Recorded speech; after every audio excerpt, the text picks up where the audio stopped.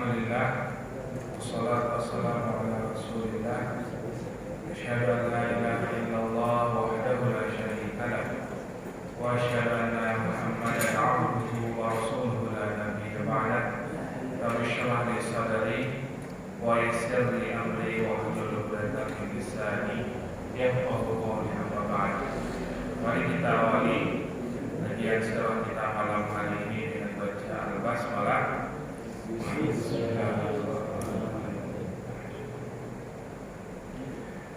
Di pertemuan sebelumnya kita sudah selesaikan kisah sahabat mulia Sa'ad bin Mu'az, yang mana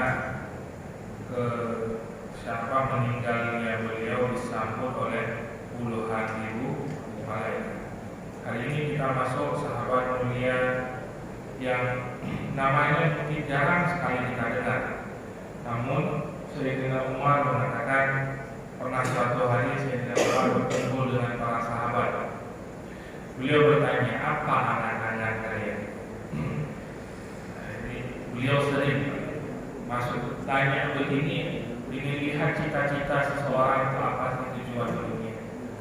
Maka para sahabat ada mengatakan macam-macam. Ada saya ingin punya banyak harta, yang dengan harta itu nanti saya akan bersedekah, saya akan infakkan untuk jihad, dan macam-macam. Adapun Sayyidina Umar mengatakan, aku berharap mempunyai orang-orang seperti Umair bin Sa'ad. Aku bisa meminta bantuan mereka untuk menunaikan urusan-urusan kaum muslimin.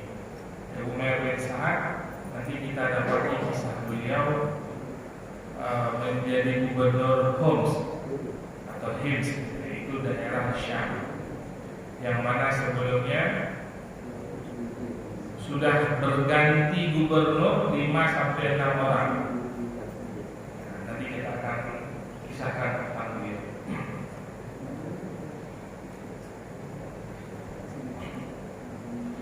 Namanya adalah Umair bin Sa'ad.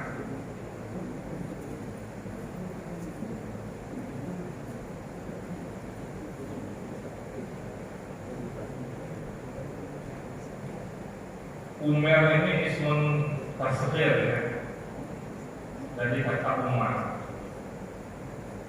Jadi kalau anak kecil itu dipanggilnya Umar.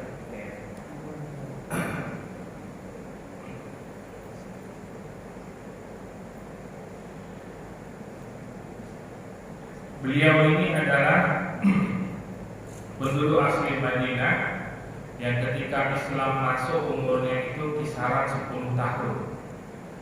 Beliau masuk Islam kisaran umur 10 tahun, yang mana sebelumnya ayahnya itu sudah meninggal dua dari yatim. Jadi sebelum Islam datang ayahnya meninggal, dan ibunya menikah lagi dengan seorang laki-laki yang bernama Julas.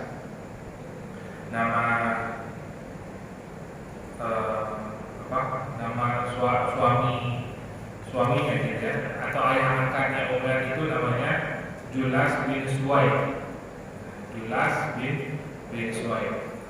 Umar ini dalam sirah beliau terkenal memiliki pribadi yang begitu walak dan juga barok. Maksudnya apa? Walak,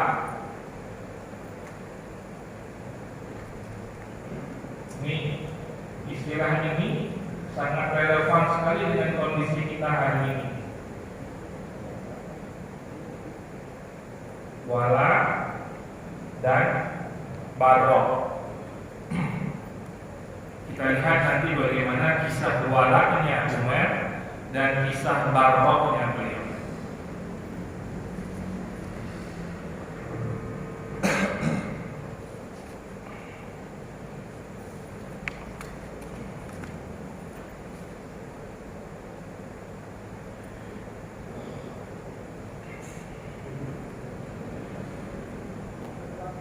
Umar ini anak yang begitu taat ibadah. jadi dari kecil sudah masuk Islam.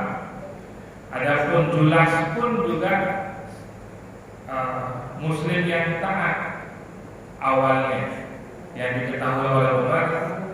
Julas tadi ayah angkat ini adalah juga Muslim yang taat, karena Umar merasa seperti bukan anak yatim. Dari perlakuan Julas tadi kepada Umar, karena begitu sayangnya Julas juga dengan Umar, sampai-sampai Umar tidak merasa kalau dirinya itu adalah anak yatim. Maka pada satu hari ketika Nabi mengumpulkan para sahabat di Masjid Nabawi, Nabi mengumumkan akan melakukan penyerangan ke Tabuk. Ini perang Tabuk itu perang kaum muslimin melawan Romawi, ke Syam. Ini kan perang di antara biasanya Nabi ketika akan menggerakkan pasukan jarang beliau kasih tahu ini mau kemana, kasih tahu. Beliau cuma bilang yang mau jihad, yang mau ingin mati syahid atau berperang di jalan Allah, ayo ikut tas. Tapi Nabi nggak kasih tahu kemana-kemananya, nggak kasih tahu.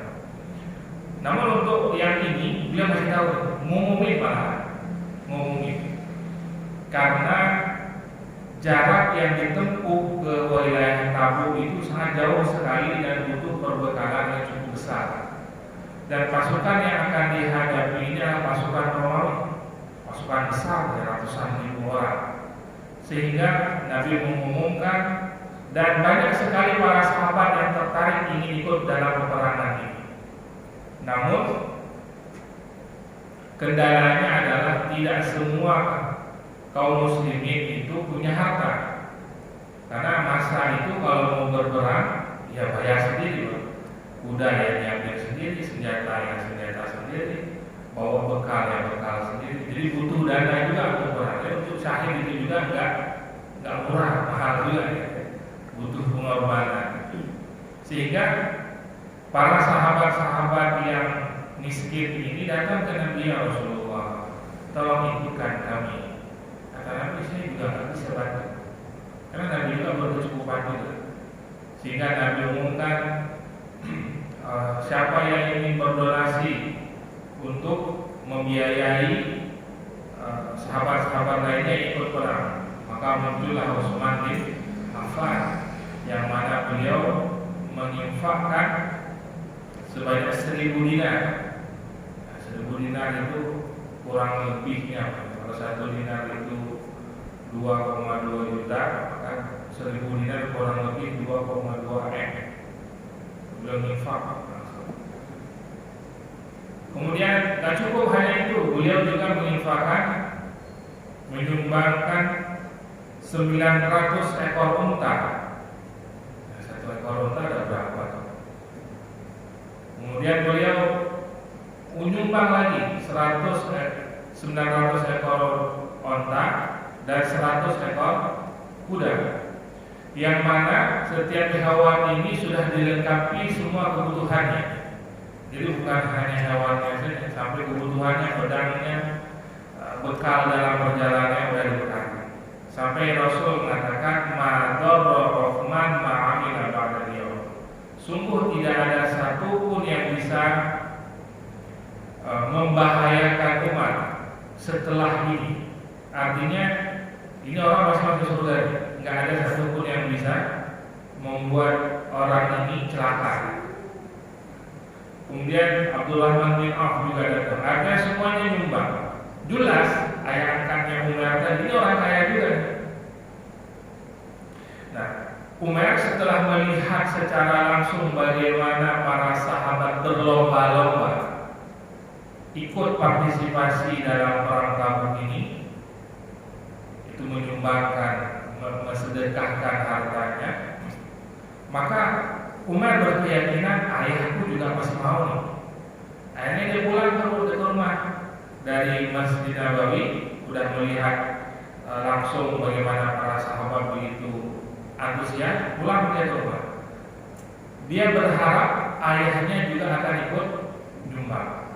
Maka sampai di rumah ketemu dengan Julas, Disampaikan, wahai paman, kalau berayat banyak paman, wahai paman begini. Maka kalimat yang disampaikan oleh Julas menjawab dari ajakan Umar tadi sesuatu yang tidak pernah difikirkan oleh Umar. Jawaban dari Julas itu adalah, demi Allah, jika laki-laki ini, maksudnya Nabi, adalah orang yang benar dalam perkataannya, niscaya kami ini lebih buruk daripada keledai. Kalimat hinaan kepada Nabi, dihina Nabi, diolok-olok sama dia. Seandainya ini orang, misalnya ke Nabi langsung ngomong gitu ya, wahai Umar, tahu nggak itu orang, bahasa ini, itu orang, kalau kalimatnya benar terus kita percaya kayak keledai gitu, lebih rendah daripada keledai. Itu Umar mendengar jawaban Julas seperti itu dia gimana? Gak terbesit dalam pikirannya dia, karena melihat selama ini Julas baik, Julas orang taat. Maka ketika itu Julas Umar bingung itu, satu sisi ini ayah saya baik banget selama ini, tidak ada masalah. Ya walaupun saya nakal tapi tidak pernah bermasalah. Tapi satu sisi lagi yang dihina Nabi ini, orang yang paling saya cintai ya. Maka Umar datang kepada Julas, wahai Julas, wahai paman, ketahuilah bahwa Rasul itu adalah orang yang paling aku cintai dan setelahnya adalah engkau. Karena sayangnya Umar dengan ayah angkatnya. Tapi bagaimana mungkin engkau mengatakan seperti itu? Ini perlu saya laporkan, harus saya laporkan kepada Nabi. Satu sisi ingin lapor langsung, tapi nanti takut bermasalah ayahnya. Tapi nggak dilaporin, Nabi yang dihina. Maka Umar menyampaikan kepada Julas, wahai paman, bertobatlah. Kalau enggak aku sampaikan kepada Nabi, aku sampaikan kepada Rasul. Kata Julas, sampaikan aja. Maka udah Umar, kalau kondisinya seperti itu, akhirnya berangkatlah Umar itu menuju ke Masjid Nabawi, ketemu dengan Nabi. Sampai di sana Umar bercerita kepada dia, Rasul begini. Akhirnya Nabi meminta salah seorang sahabat untuk memanggil Julas, panggil Julas ke sini. Maka ketika Julas dipanggil datang menghadap ke Rasulullah, kemudian Nabi bertanya, wahai Julas, apakah benar apa yang engkau sampaikan begini. Kata Julas, aku bersumpah demi Allah, aku tidak mengatakan itu. Dia bohong. Jawaban dari Julas. Maka Umar anak kecil, 10 tahun, Pak.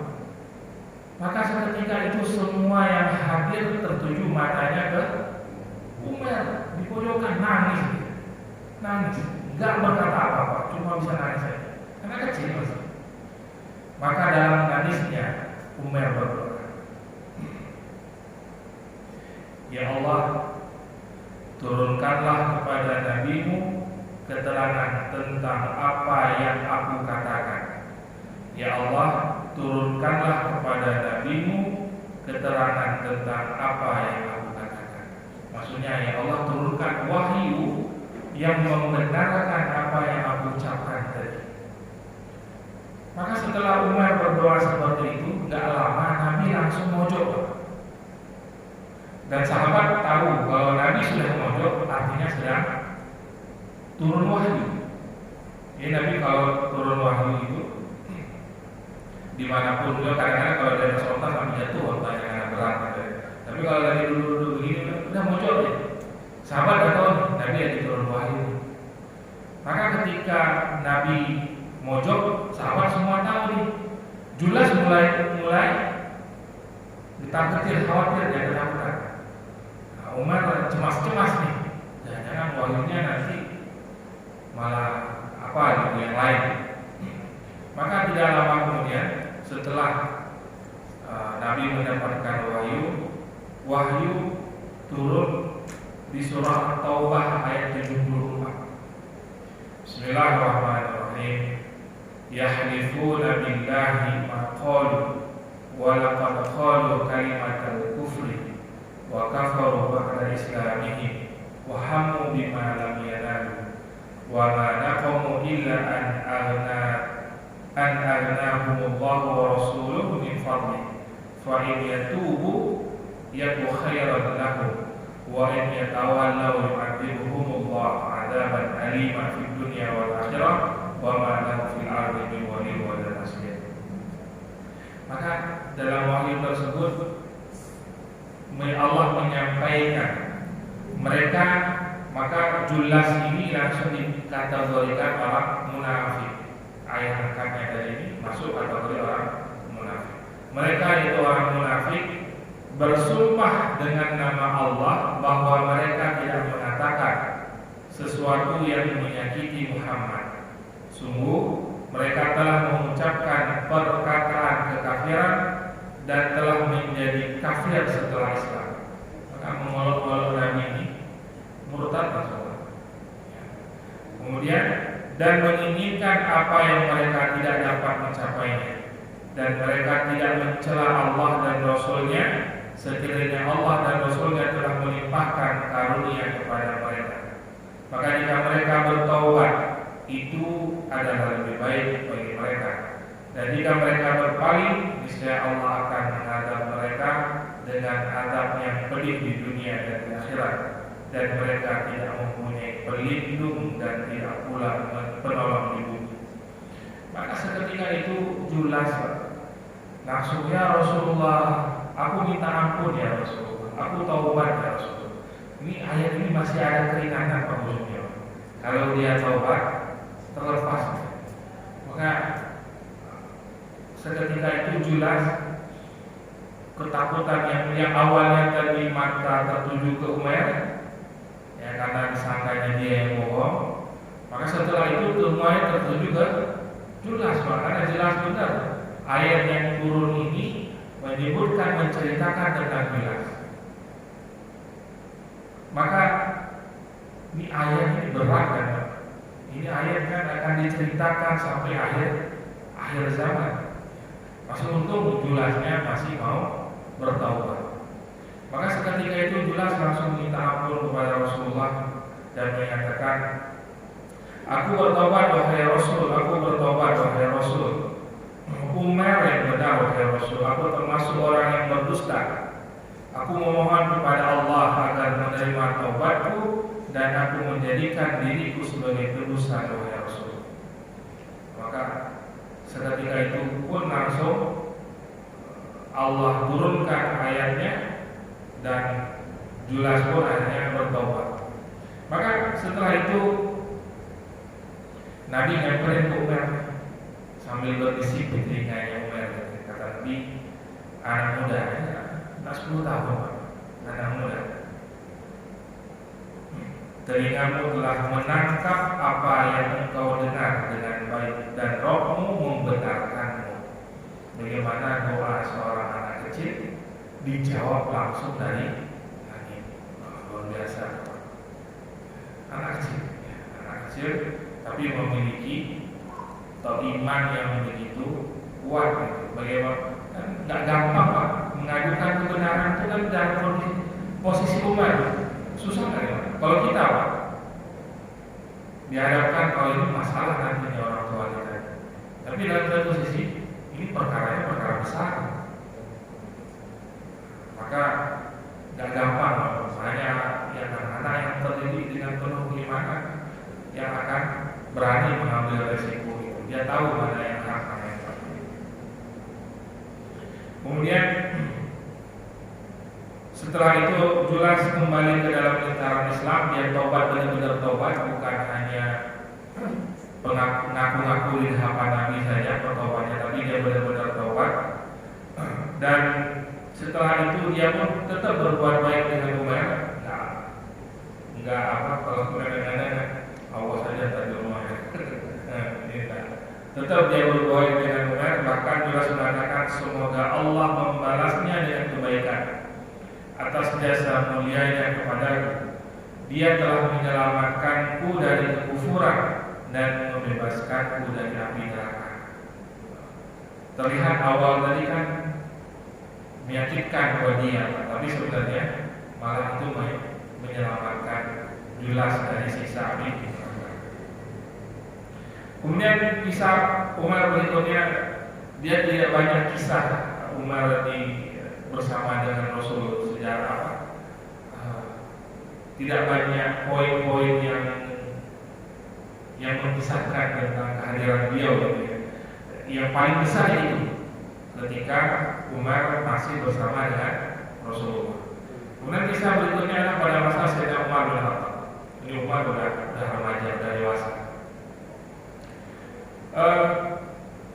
Umar salah satu panglima perang umat. Artinya dia memimpin pasukan. Bukan panglima tertinggi, tapi dia salah satu pemimpin pasukan yang diutus oleh Umar untuk membebaskan Homs. Kalau sekarang Homs bilang, Homs atau Hims gitu Pak. Tahu Pak wilayah Homs?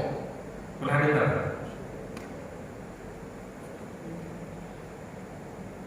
Nanti boleh cari Homs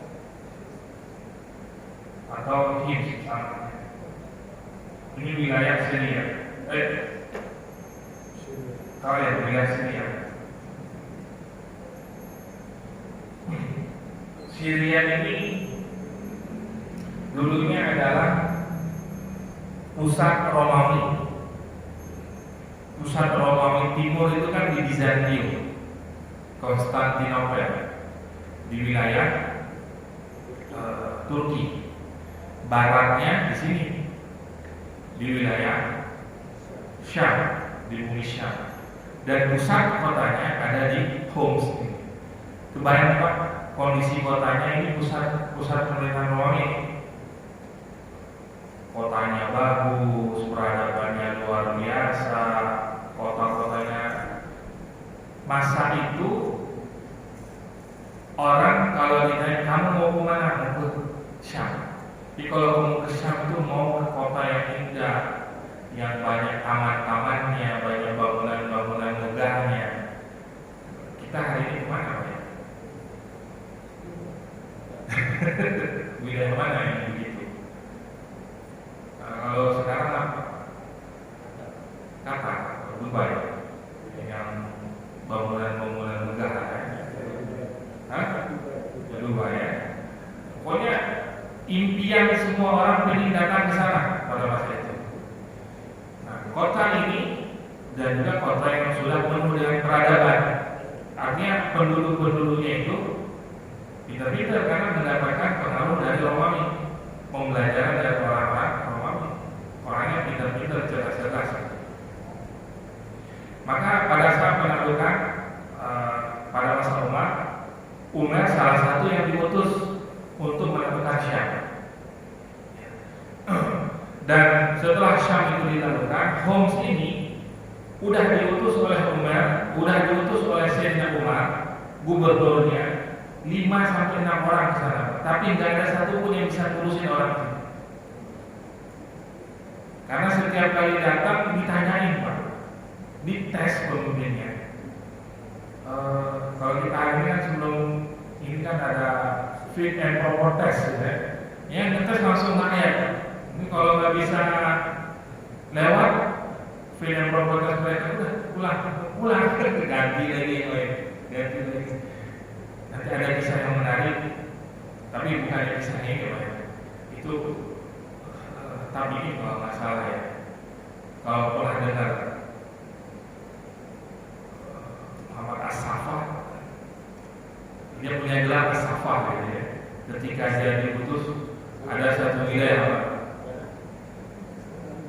wilayah itu tiap kali dia memimpin selalu diisengin itu, dikacauin sama mereka. Pemimpin Muhammad As-Saffah, ketika beliau diutus, dia datang langsung apa? Aku lihat kepala-kepala sudah mulai ragu, siap untuk dipetik. Paham? Aku lihat kepala-kepala sudah mulai ragu, siap untuk dipetik. Ini orang-orang rakyatnya tiap dikasih pemimpin selalu dicelakai sama mereka. Dulu sama orang baru datang langsung bilang begini, aku lihat banyak kepala musuh penggal-penggal. Oh itu terkenal. Walaupun dalam sisi sejarah beliau sering sekali diceritakan dari sisi gelap, dari sisi kekejamannya. Padahal untuk rakyat seperti ini memang cocok orang seperti itu. Untuk rakyat seperti itu memang cocok beliau. Yang lain tidak ada cocok. Tidak ada yang tidak ada. Itu kalau masalah di Daulah Umayyah, Daulah Abbasiyah. Mudah-mudahan kita sampai ke sana ya. Itu musuh-musuh bisa ke sana. Baik, ya Pak Osman ya. Baik, kembali ke kisah Umar tadi Pak. Nah di sini nanti ada bayangan penting yang kalau saya lihat kriteria pemimpin yang dicari oleh Umar, oleh Sayyidina Umar, cocok nih buat kita. Nanti kita coba cocokin ya. Atau kalau nggak cocok dengan yang sekarang, kira-kira siapa ya yang punya karakter ini? Maka Sayyidina Umar karena melihat udah 6 orang gubernur diutus karena nggak ada yang bisa memimpin penduduk Homs tadi, maka sahabat saling bertanya siapa kira-kira. Maka disebutkan oleh Umar ini orang pemimpin yang memang dia tidak punya, yang dia tak ingin jadi pemimpin yang ditunjuk, tapi sebenarnya dia tidak ingin jadi pemimpin. Pemimpin ini yang dipilih juga nanti orang yang dia memang zuhud banget dengan dunia, gak butuh dengan dunia. Pemimpin kalau kita ketemu yang zuhud Pak, rakyat itu sejahtera. Ini kan Allah sekarang mudah-mudahan zuhud, mudah-mudahan harapan kita Pak. Cuma kalau cerita bagi modal beda lagi. Nah, maka tercetuslah oleh para sahabat usul gitu ya, disebutkanlah nama Umar bin Sa'ad ya Umar bin Khattab wahai khalifah. Maka ketika itu kata Umar, iya boleh dia. Langsung yang awalnya ingin menunjuk sahabat yang lain, akhirnya ketika disebutkan nama Umar bin Sa'ad, dia memiliki semua karakter itu. Nah apa saja karakter yang ingin dicari oleh Umar sebagai pemimpin Homs itu? Yang pertama adalah ahli zuhud. Ini nomor 1. Pemimpin kalau udah ahli zuhud aman rakyatnya. Yang kedua, orang yang bersih hati.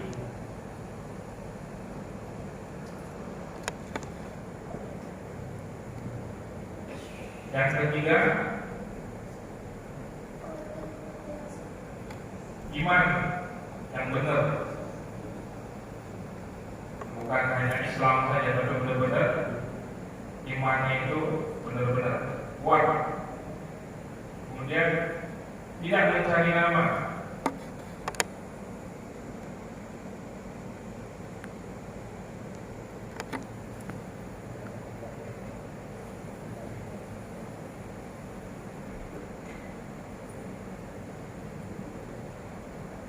Yang kelima, ahli berpuasa.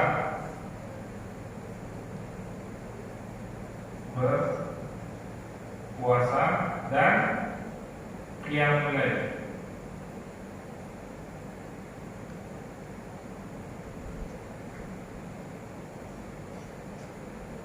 Kemudian yang terakhir,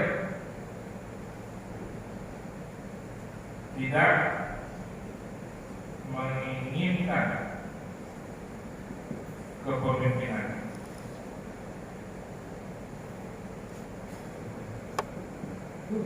Nah, kategori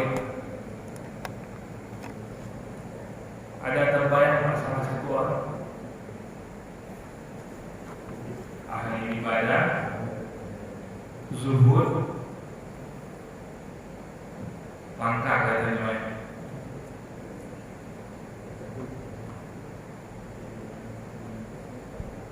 Berat aja.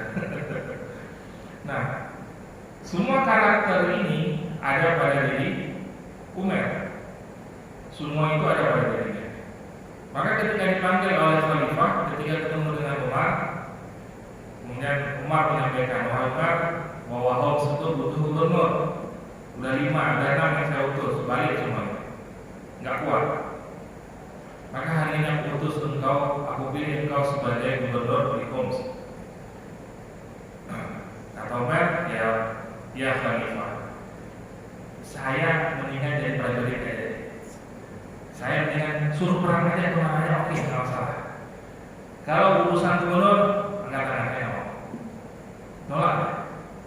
Maka Sayyidina Umar mengatakan, perintah khalifah nggak boleh ditolak. Jawab. Ini orang taat, perintah khalifah nggak boleh ditolak. Maka nggak ada pilihan ya Umar, nggak ada pilihan. Ya gimana? Mau nolak, tapi ini khalifah nih, nggak boleh ditolak perintahnya. Dalam artian karena perintah khalifah itu karena melihat maslahat sama seperti perintah agama.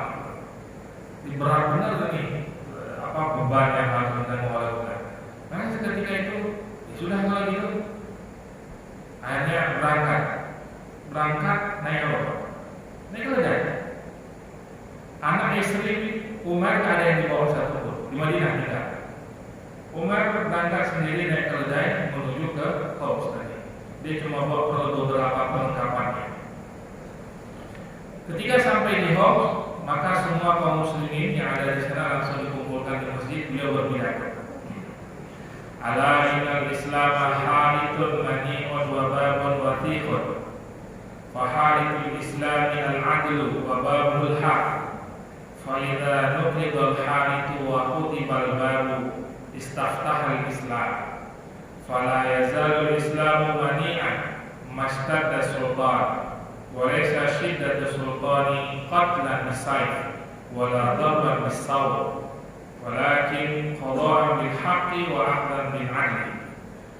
Ini beliau kumpulkan semua penduduk Homs, ceramah beliau. Ketahuilah wahai Islam, ketahuilah bahwa Islam adalah benteng yang kokoh dan pintu yang kuat. Benteng Islam adalah keadilan dan pintunya adalah kebenaran. Ya, Islam itu kan ngangkat benar, jaga benar tentang keadilan dan kebenaran. Jika benteng itu roboh dan pintu itu hancur, Islam akan terbuka. Islam akan tetap kuat selama kepemimpinan kuat. Kuatnya kepemimpinan bukan karena membunuh dengan pedang dan bukan karena memukul dengan cambuk, tetapi dengan menetapkan hukum berdasarkan kebenaran dan melaksanakan keadilan. Ini kalau jadi visi misi pemimpin kita hari ini biasa Pak. Visi ini jadi visi Pak ya. Visi misi presiden tahun ini. Keadilan, kebenaran, hukum, itu yang paling berat, yang paling bukan agak kacau hari ini kan masalah keadilan, masalah kebenaran. Maka setelah berceramah seperti itu, penduduk Homs diperintah dengan adil dan bijaksana oleh Umar. Beliau memerintah kurang lebih 1 tahun. Apa yang beliau lakukan? Selama pemerintahan, setiap pemasukan pendapatan wilayah Homs, dia punya kuasa penuh pada gubernur. Maka dibuatkan semua kebutuhan rakyat, semua fasilitas lain difasilitasi. Semua orang-orang yang tidak mampu, kalau misalkan masih ada lebih, maka itu diberikan kepada orang-orang yang tidak mampu. Kalau masih ada sisa lagi, baru dikirim ke Madinah. Tapi selama setahun itu nggak pernah dikirim, karena memang habis semuanya. Di semua pendapatan keuntungan negara pada setahun itu semuanya dialokasikan buat rakyat. Maka Umar penasaran nih, ini Homs wilayah besar, wilayah banyak penghasilan, kenapa nggak pernah ada kiriman nih ke pusat pemerintahan? Umar datang ke Madinah. Beliau datang Pak. Pakai apa Pak datang? Jalan kaki dari Syam ke Madinah, jalan kaki naik barang. Pas sampai di kota Madinah, Umar kaget. Ini gubernur Syam nih, gubernur wilayah besar. Kok bisa kamu kesini jalan kaki? Kata Umar, aku nggak punya kendaraan. Nah kan kamu bisa beli? Nah aku nggak ngasih, nggak beli, nggak punya uang buat beli kendaraan. Ya maka saya jalan kaki. Wah ini gubernur gimana? Masuk ke mana?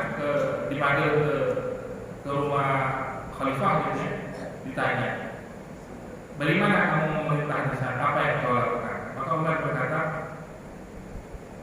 apa yang telah aku kumpulkan telah aku letakkan pada tempatnya.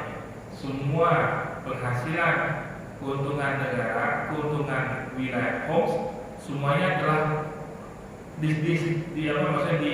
dipakai buat sesuai dengan tempatnya, sesuai dengan porsinya.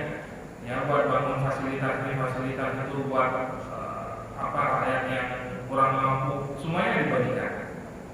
Seandainya masih ada sisa untukmu, maksudnya kalau ada sisa saya kirim buat khalifah, tapi ya setahun ini nggak ada yang terkirim, maka semuanya habis buat rakyat. Niscaya aku sudah membawanya. Kalau ada sisa pasti aku membawa. Artinya ketika Umar datang dari dia bawa sekalian kalau ada sisa. Tapi nggak ada sisa, dia buktinya buat sendiri aja, buat beli kendaraannya nggak ada uang. Maka Umar berkata, karena melihat laporan seperti itu, wah ini sukses nih berarti. Maka kata Umar, awalnya kan curiga, jangan-jangan nih disalahgunakan nih alokasi dana, ya, atau dananya dipakai buat pengeluaran fiktif gitu ya, buat macam-macam atau buat apa, buat jet pribadi gitu ya, atau apa. Nggak ada, buat pendapatnya nggak ada. Maka setelah mendapatkan laporan seperti itu, kata Umar, kalau begitu saya pertanyaan masa jabatan. Kata Umar, cukup 1 tahun. Udah cukup, kata Umar.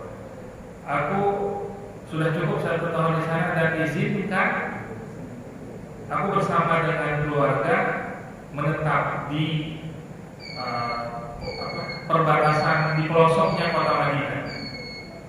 Maka akhirnya dia sudah kalau diizinkan oleh Sayyidina Umar, maka Umar pulang ke rumahnya. Sampai ke rumahnya, Umar mengutus seorang yang kerja di kantor kekhalifahan, tapi Umar tak kenal siapa ini. Tolong kamu datang ke rumah Umar, bertamu ke rumah dia seakan-akan tolong datang ke sana dan kamu bertamu ke dia. Coba lihat, kalau kamu lihat dia itu orang berada, jadi dia dibekali uang sebanyak 1000 dinar. Ini uang kamu bawa. Kalau kamu lihat dia orang berada, uang ini simpan, jangan dikasih. Tapi kalau kamu lihat dia orang miskin, kasihkan uang. Maka sampai di rumah Umar, ayo mampir ke rumah saya, dijamu. Gak tahu siapa ini, dijamu. Maka menginap di rumah Umar itu selama 3 hari. Yang dia miliki itu hanya roti dari gandum yang keras. Itu hanya dimakan 3 hari. Setelah 3 hari, habis Pak bekal makanannya Pak. Kata Umar, wahai Tuhan, ya, saya udah nggak punya makanan lagi nih. Kalau mau bertamu pindah rumah yang lain ya. Ini ada yang bisa dikasih lagi. Maka tadi utusan Umar, wahai Umar, ketahuilah aku ini sebenarnya diutus oleh Umar. Aku dapat info seperti ini, ada titipan dari Umar. Apa kata Umar? Mohon maaf saya nggak bisa terima. Nggak boleh. Istri beliau dengar. Biasa istri beliau. tapi istri benar Pak.